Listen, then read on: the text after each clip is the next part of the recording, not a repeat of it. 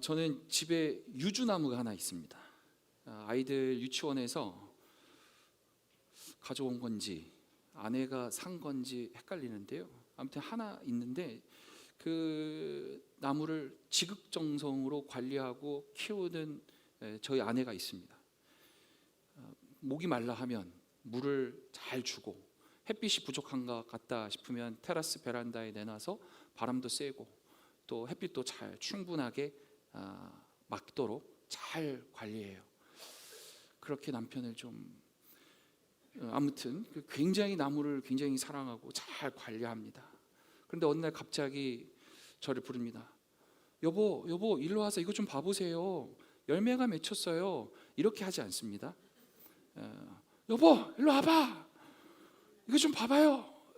가봤더니 열매가 맺힌 거예요. 유주 열매가 맺힌 겁니다.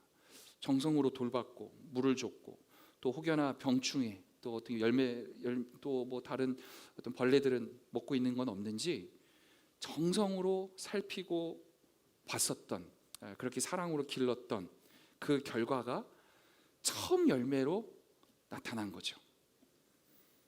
우리 교회에서 우리 교회를 오기 위해 우리가 흔히 말하는 신도시라고 불리는, 그죠? 아시죠? 다 어디를 말하는지. 그쪽에서 이렇게 논밭을 가로지르러 오기 전에 항상 우리가 마주하는 밭이 하나 있습니다. 최명석 우리 성도님 밭이에요. 거기 보면은 언제 저렇게 농사를 하셨는가 싶을 정도로 정말 열심히 성실하게 밭을 일구시거든요. 우리 성도님 가운데 또 텃밭을 이렇게 일구시는 성도님들이 굉장히 많으신데, 첫 열매라고 하는 건 남다른 우리에게 감격을 주죠. 정말 정성을 쏟고 정말 사랑을 쏟고 그리고 그 시간이 축적된 결과가 첫 열매입니다. 첫 열매를 하나님께 올려드리는 시간이 추수감사주일이에요. 이 추수감사주일은 이 첫 열매를 하나님께 올려드린다라고 하는 것은 내가 쏟은 정성, 그리고 내가 쏟은 모든 이 사랑, 이 모든 이것들이 하나님께서 지금까지 나를 인도하셨기에 가능한 것이었습니다라고 하는 신앙 고백입니다. 오늘 우리가 함께 예배하는 오늘 이 추수감사주일 첫 열매를 하나님께 올려드리는 이 시간, 하나님께서 여러분 지금까지 인도하시고 함께 하신 줄 믿습니다. 맥추감사주일의 성경적 유래를 좀 살펴보면 사실 레위기 23장 말씀을 보면 자세히 잘 나와 있습니다만 나중에 시간 되실 때 한번 살펴보시고요. 제가 좀 설명을 좀 드리겠습니다. 맥추감사주일, 맥추절이라고 여겨지는 이 절기를 잘 이해하기 위해서는 사실 유월절을 먼저 이해해야 됩니다. 유월절을 영어로 번역하면 패스오버라고 해요. 건너가고 넘어가고 지나쳐갔다.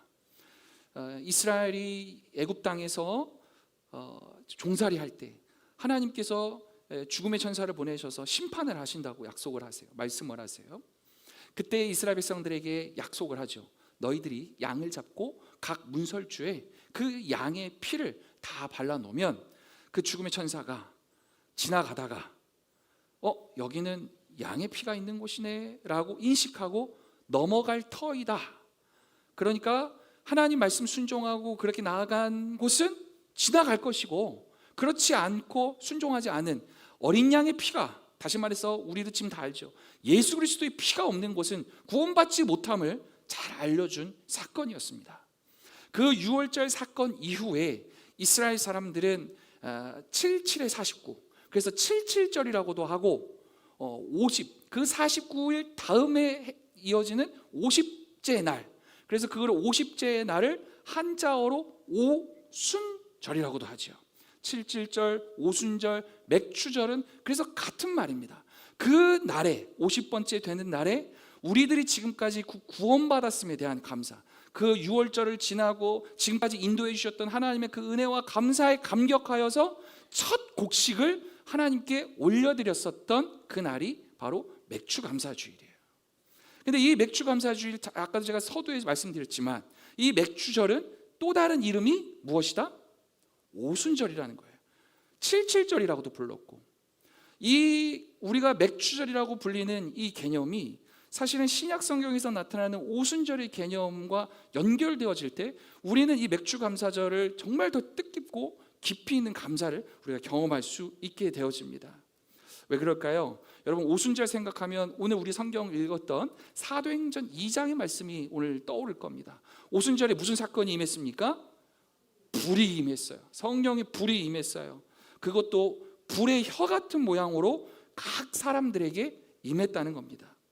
이스라엘 사람들이 수천 년 동안 첫 열매를 두고 하나님께 올려드렸었던 그 맥주절날, 그것이 신약 시대에 와서 하나님께 첫 열매를 드릴 때 성령의 불이 임했다는 놀라운 역사가 나타났다는 거예요. 저는 그것이 일회적 사건이라고 생각하지 않습니다. 오늘 우리 맥주절 하나님 앞에 예배하며 나아가는데 오늘 성령의 불이 우리에게 임하여질 줄 믿습니다. 오늘 말씀의 제목처럼 그것이 가능하기 위해서는 첫 열매를 하나님께 드릴 수 있는 믿음이 필요하겠죠. 오늘 열왕기상에 등장하는 엘리야가 바로 그런 모습을 굉장히 잘 보여주고 있습니다. 엘리야와 850명의 바알을 따랐었던 그 이방 선지자들과의 대결의 모습이에요. 엘리야 선지자가 갈멜산에 섰습니다. 그리고 온 지역에 그것을 둘러싼 많은 사람들이 함께하고 있습니다. 아합 왕이 그 이세벨의 영향 때문에 이미 이스라엘의 제단은 다 무너진 상황이에요. 그리고 그 이방 제단 바알 제단이 세워졌고 그곳에서 엘리야가 백성들에게 묻고 이야기합니다. 우리들 도대체 언제까지 두 사이에서 머뭇거릴 겁니까? 여호와가 만일 하나님이시라면 그를 따르고 바알이 만일 하나님이라면 그를 따르십시오. 여러분 지금 이 자리에서 결단하십시오 라고 엘리야는 선포하고 회개를 촉구하죠. 그리고 엘리야가 무슨 일을 합니까? 30절의 말씀을 우리 함께 같이 말씀으로 확인하도록 하겠습니다. 30절 말씀 우리 함께 같이 읽겠습니다. 시작. 엘리야가 모든 백성을 향하여 이르되 백성이 다 그에게 가까이 가매 그가 무너진 여호와의 제단을 수축하되. 아멘. 엘리야가 우리 성도들에게 권면하는 거예요. 더 이상 갈팡질팡하지 마라. 엘리야의 편에 쓸 것인지, 아니 하나님의 편에 쓸 것인지, 아니면 바알의 편에 쓸 것인지 양다리 걸치지 마라. 하나님의 제단을 다시금 수축하자, 다시 세우자, 이 이야기를 하는 거죠. 그리고 제단을 수축했다라고 하는 이야기를 하고 있는 겁니다.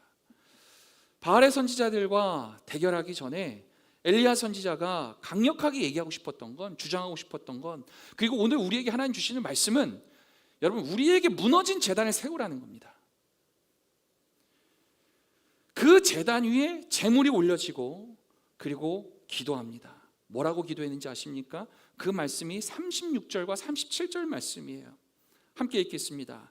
여호와여 아브라함과 이삭, 36절 같이 읽겠습니다. 저녁 소재 드릴 때에 이르러 선지자 엘리야가 나아가서 말하되 아브라함과 이삭과 이스라엘 하나님 여호와여 주께서 이스라엘 중에서 하나님이신 것과 내가 주의 종인 것과 내가 주의 말씀대로 이 모든 일을 행하는 것을 오늘 알게 하옵소서. 37절 여호와여 내게 응답하옵소서. 내게 응답하옵소서.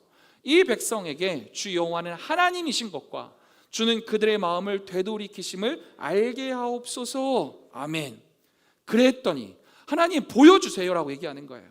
하나님 누가 참 하나님이신지 하나님 성전을 다시 수축하고 세우고 기도하면서 하나님 보여주십시오, 알려주십시오 라고 기도했더니 하늘에서 불이 내려와서 모든 것을 다 태워버리는 장면이 38절이에요. 읽습니다. 이에 여호와의 불이 내려서 번제물과 나무와 돌과 흙을 다 태우고 또 도랑의 물을 핥은지라. 아멘. 하나님께서 그 기도에 응답하셔서 불을 내리셨다는 거예요. 성전을 다시 수축하고 세워서 하나님께 간절히 기도할 때에 불이 떨어졌다는 거예요. 순서가 있습니다. 엘리야가 처음으로 주장하고 얘기하는 게 뭐였어요? 결단하라는 거였어요. 갈팡질팡하지 마라. 선택해라. 세상 가운데 살아가는 세상의 사람으로 살아갈래? 바알 섬기면서 우상 숭배하면서 살아갈래? 하나님의 편에 서서 하나님의 사람으로 살아갈래? 결단합니다. 나는 하나님의 사람입니다. 나는 하나님의 아들입니다. 나는 하나님의 딸입니다. 그리고 제단을 다시 쌓습니다. 예배를 회복합니다. 기도의 자리를 다시 쌓습니다. 하나님께 간절히 기도합니다. 하나님 응답하여 주시옵소서. 역사해 주시옵소서. 하나님 그 기도를 들으시고 불을 내리셔서 모든 것을 다 태워버리셨습니다. 여러분, 우리들의 무너진 제단이 다시 수축되고 재건되어지길 주님의 이름으로 축복합니다. 여러분, 한번 점검해 보십시오. 여러분들의 제단은 어떤 상태입니까? 무너진 사람은 여기 아무도 없을 겁니다. 무너졌다면 이 자리에 없어요. 혹여나 구멍난 곳은 없습니까? 혹여나 빵꾸가 뚫려 있어서 조금씩 무너져가고 있는 상태는 혹시 아니십니까? 여러분들의 예배의 자리는 어떻습니까? 기도의 자리는 어떻습니까? 찬양의 자리는 어떻습니까? 여러분들의 제단을 한번 점검해 보십시오. 우리가 6월 한 달 내내 말씀을 나눴었던 것들을 다시 한번 떠올려 보셨으면 좋겠어요. 희년을 선포했어요. 그리고 처음 사랑을 우리가 회복하자고 얘기했어요.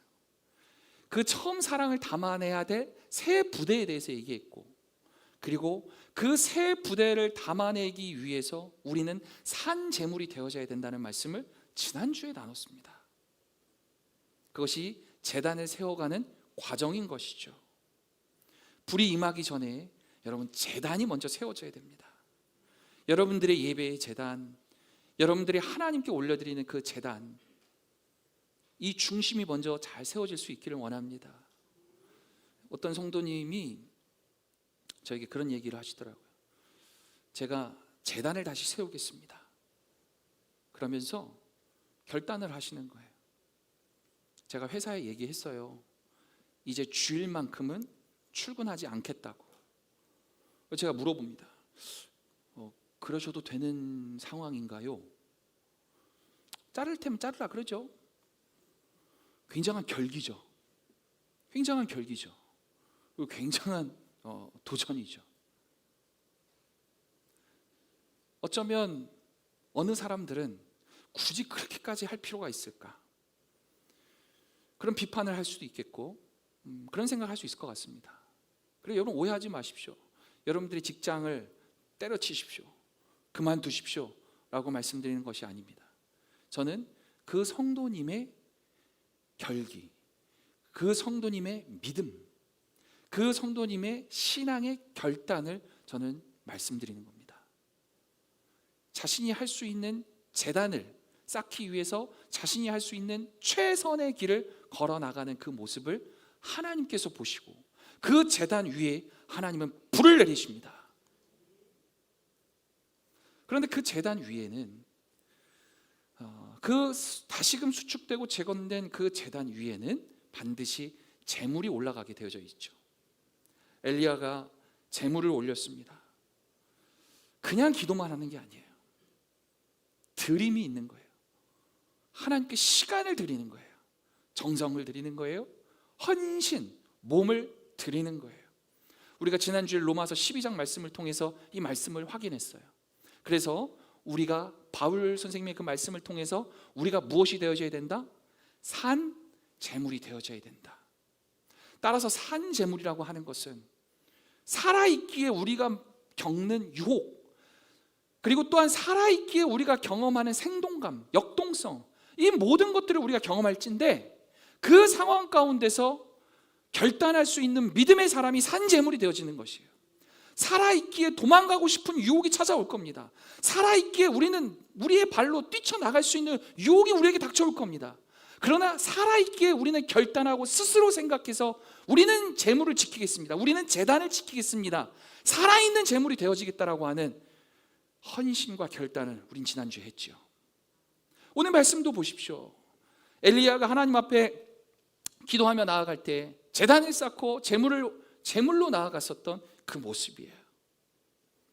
우리가 살아있는 제물이 되어져서 주님 앞에 나아갈 때에 하나님 성령의 불을 우리에게 내려주시고 놀라운 일이 나타나는 줄 믿습니다. 저는 이 부분도 너무너무 중요한 것 같아요. 엘리야의 이 모습을 보십시오. 성령의 불이 떨어져야 되거든요. 불이 떨어져야 돼요. 불이. 그런데 엘리야가 한 행동이 뭡니까? 또랑을 파라 그래요. 그리고 거기다가 물을 붓습니다. 아니, 아무리 엘리야가 엘리야라고는 하지만 사람이 좀 상식이 있어야 되는 거 아닙니까? 저는 아직 멀었어요. 우리가 부흥이 되고 우리가 또 열심히 하나님 앞에 나아가기 위해서는 그래도 합리성을 담보해서 우리가 잘 되는 방향으로 가야지라고 생각하는 게 정상적일 것 같은데 엘리야는 왜 그랬는지 모르겠어요. 또랑을 파라고 해요.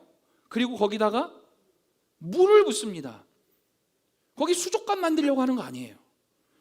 거기 뭐 물잔치 하려고 하는, 물놀이 하려고 하는 거 아니에요. 거기에 임해야 할 건 뭡니까? 불이에요. 하나님 불을 내려주세요라고 하면서 왜 물을 붓냐고요. 여러분, 이게 합리적입니까? 여러분, 이게 상식적입니까? 엘리야가 바라고 소망했던 건 상식과 합리성을 뛰어넘는 전적인 하나님의 은총이었습니다. 신앙입니다. 여러분, 이게 신앙입니다. 우리의 합리성을 뛰어넘는 하나님을 전적으로 의존할 수 있는 믿음과 태도, 그것을 겸비할 수 있는 사람이 신앙인이라고요. 세상에 있는 많은 사람들이, 기독교인들을, 크리스찬들을 너희들은 참 왜 이렇게 교회에 가서 허송세월 보내느냐, 교회 가면 떡이 나오냐 뭐가 나오냐라고 비난하고 비판할지 모르겠습니다. 그들은 우리의 신앙을 이해할 수 없는 거예요. 모르는 거예요. 우리는 경험했습니다. 지금까지 인도해 주시고 지금까지 하나님 먹이시고 입히신 하나님의 은총을 경험했습니다. 그 은혜를 경험한 자들이기에 우리는 또랑을 팔 수 있고 물을 채워넣을 수 있고 도리어 하나님께 구하며 불을 내려주십시오 라고 말할 수 있게 되어지는 거죠. 함께 고백해 볼까요? 하나님만이 하실 수 있습니다. 여러분, 이 믿음의 사람, 이 믿음의 고백이 우리 모두에게 있기를 원합니다. 여러분, 이게 진짜 신앙이라면 오늘 첫 열매를 드리는 이 추수감사절, 이 자리에 나와 여러분 예배하는 여러분들이 바로 이 첫 열매를 하나님께 드릴 수 있는 신앙으로 나아가는 여러분들이라고 저는 생각합니다.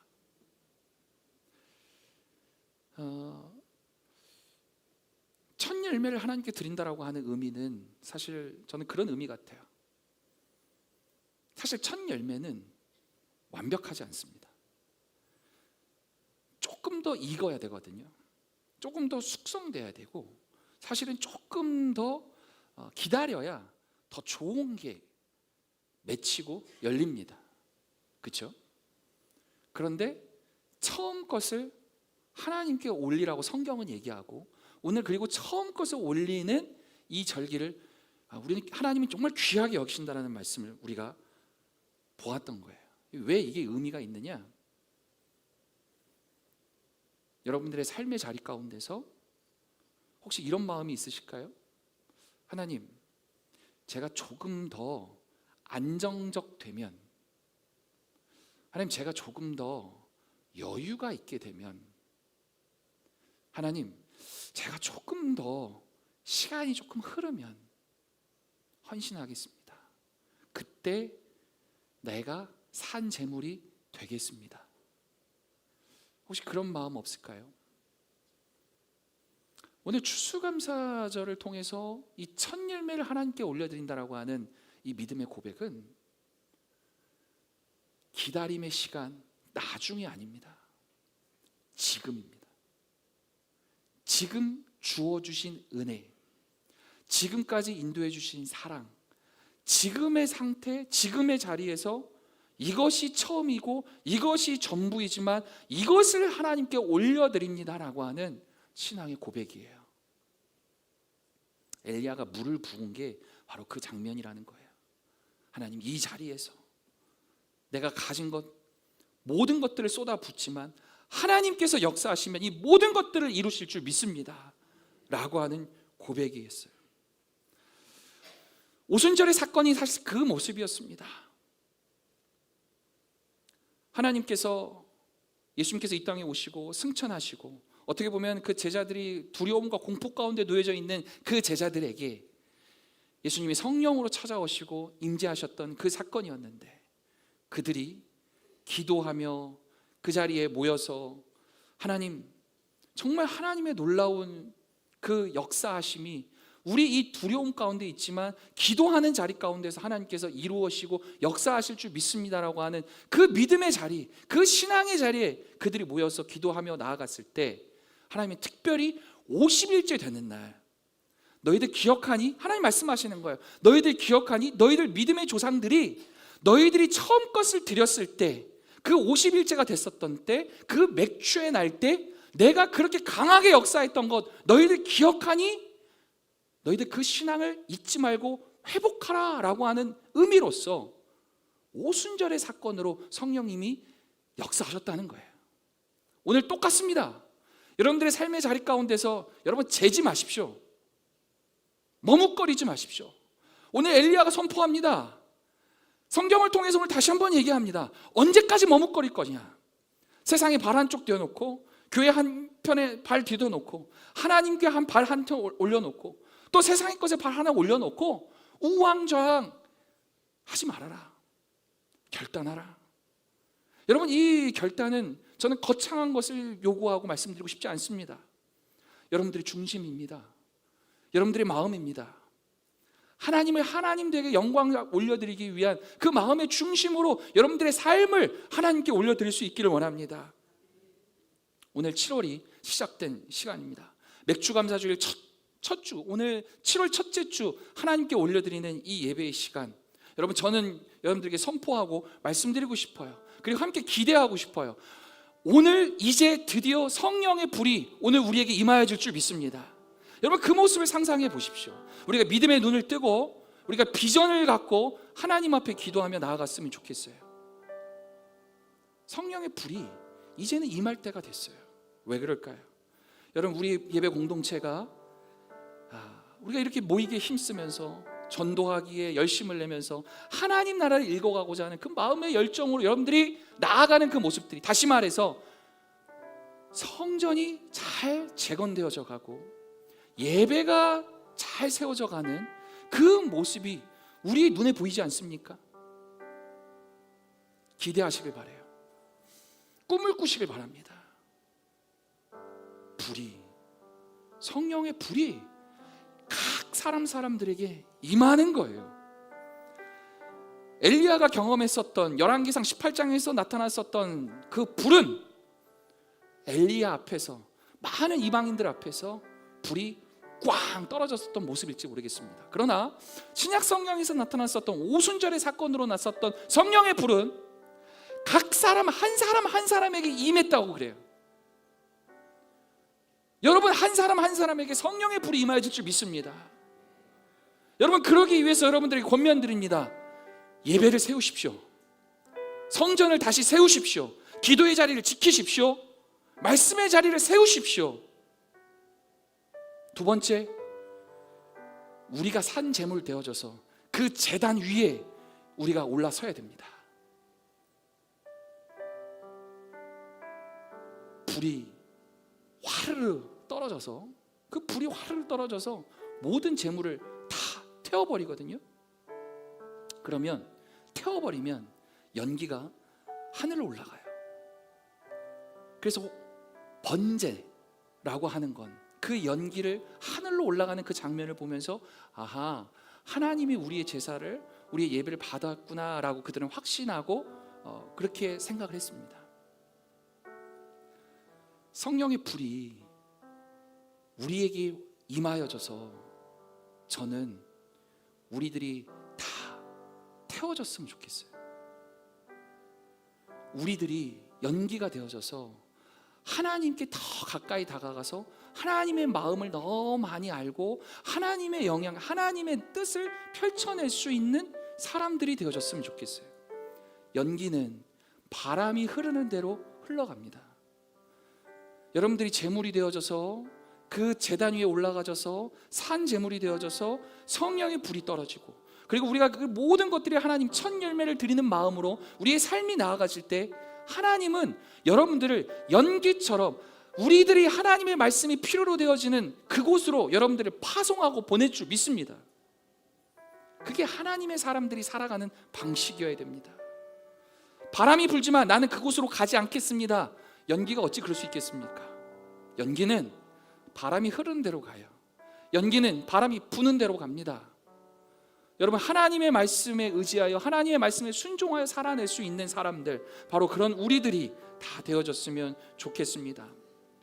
여러분, 오늘 우리 맥주 감사주일 우리가 첫 열매를 드리는 바로 이 자리에서 저는 그런 생각을 해봤어요. 여러분, 어떤 분에게는 올 상반기가 정말 하나님 은혜였습니다. 정말 하나님 큰 은혜였습니다 고백하는 사람도 있어요. 근데 또 한편으로는 우리 성도들 가운데 이 상반기가 너무너무나 힘든 사람들이 있었어요.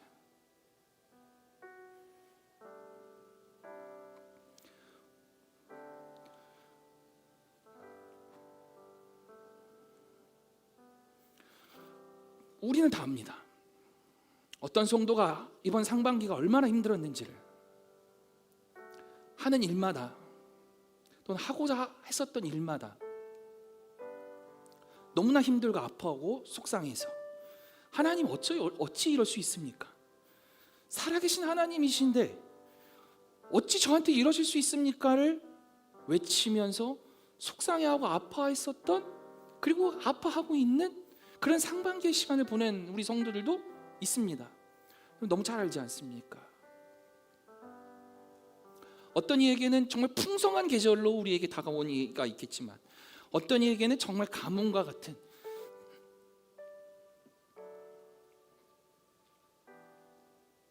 너무나 힘들고 아파한 시간들을 보낸 상반기의 시간을 보낸 성도들이 있습니다.